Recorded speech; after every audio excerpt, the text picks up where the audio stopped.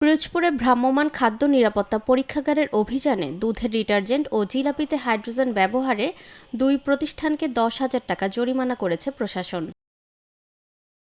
বৃহস্পতিবার দুপুরে পিরোজপুরের সিও অফিস এলাকার ভাই ভাই হোটেল অ্যান্ড রেস্টুরেন্ট ও ফুড প্যালেসে বাংলাদেশ ভ্রাম্যমাণ খাদ্য নিরাপত্তা পরীক্ষাগারের অভিযানে দুধে ডিটারজেন্ট মেশানোর প্রমাণ ও জিলাপিতে হাইড্রোজেনের উপস্থিতি পাওয়ায় 2টি প্রতিষ্ঠানকে 10,000 টাকা জরিমানা করেছে জেলা প্রশাসন। এছাড়াও শহরের বিভিন্ন দোকানের হলুদ, মরিচ ও দুগ্ধ বিক্রয় কেন্দ্রে অভিযান পরিচালনা করা হয়।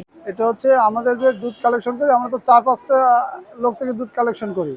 তো যে কোনো একজনের দুধের ফার্ম থেকে কালেকশন করে নিয়ে আসছে, ওইটা থেকে নিরাপদ খাদ্য অধিদপ্তরের কর্মকর্তারা এসে ওনারা স্যাম্পল কালেকশন করছে। স্যাম্পল কালেকশন ওনারা টেস্ট করে সামান্য পরিমাণ ডিটারজেন্টের অংশ ডিটারজেন্টের উপস্থিতি পাওয়া গেছে ওই দুধের ভিতরে।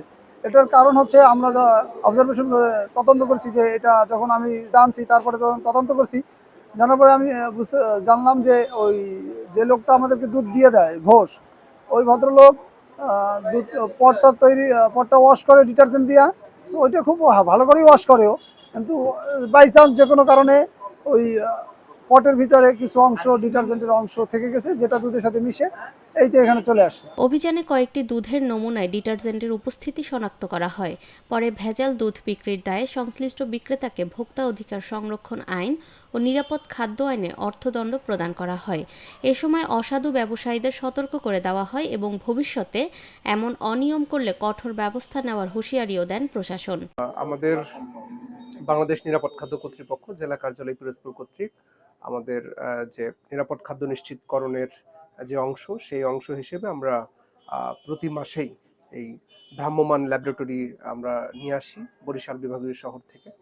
তো সেই ধারাবাহিকতায় আজকে আমরা আমাদের ল্যাবটা নিয়ে এসেছিলাম এবং সেখানে আমরা কিছু সিলেক্টেড খাদ্যপণ্য, যেমন হলুদ মরিচের গুঁড়া, দুধ, তারপরে হচ্ছে জিলাপি, গুড় এবং আরও কিছু খাদ্যপণ্য, পোড়া তেল, এই খাদ্যপণ্যগুলো আমরা নমুনা সংগ্রহপূর্বক ল্যাব টেস্ট করি এবং সেই টেস্টে আমরা দুধে ডিটারজেন্ট এবং গুড়ে হাইড্রোজের উপস্থিতি, গুড় এবং জিলাপিতে হাইড্রোজের উপস্থিতি পাই।